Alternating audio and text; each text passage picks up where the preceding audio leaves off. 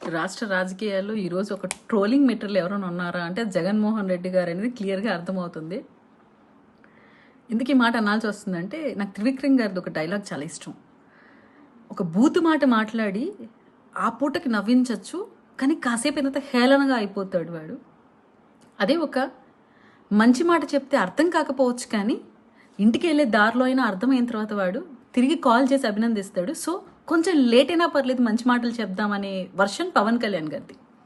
ఇంతసేపు విధానపరంగా మాట్లాడాలి, రాజకీయాలు హెల్తీగా ఉండాలి, కన్స్ట్రక్టివ్గా క్రిటిసిజం ఉండాలి అని.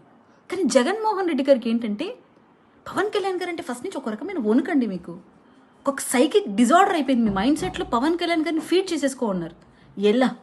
ఎలాగైనా పవన్ కళ్యాణ్ గారిని టార్గెట్ చేయాలి.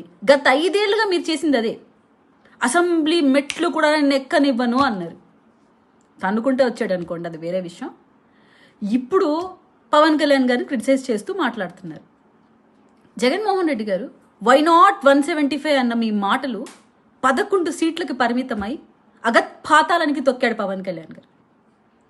అలాగే సోనియా గాంధీ మీరు గడగడలాడించారని చెప్పిన స్టేట్మెంట్లు, పులివెందల పులి, ఇవన్నీ మాటలు కాల రాస్తూ ప్రజలు కనీసం నాకు ప్రతిపక్ష హోదా కల్పించండి అని అడుక్కునే స్థాయికి తీసుకొని వచ్చారు పవన్ కళ్యాణ్ గారు ఈరోజు మీ స్థితిని.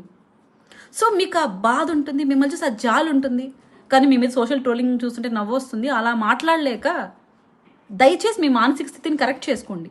ప్రజలు ఈ తీర్పు ఎందుకు ఇచ్చారంటే గత 5 ఏళ్లుగా వ్యక్తిగత విమర్శలకు పరిమితమైన జగన్మోహన్ రెడ్డి తీరు నచ్చక విధానపరంగా విమర్శ ఉండాలి, మీలాగా దిగజారి మాట్లాడే స్థితికి మీ క్యాడర్ని తీసుకొని వచ్చి 24 గంటలు పవన్ కళ్యాణ్ గారి పడి ఏడ్చి రాష్ట్ర అభివృద్ధిని పక్కన పెట్టారు.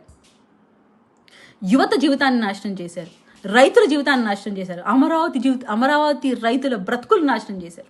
రాష్ట్రం అభివృద్ధి దిశగా కాకుండా అంధకార దిశగా వెళ్ళే దిశగా చేశారు.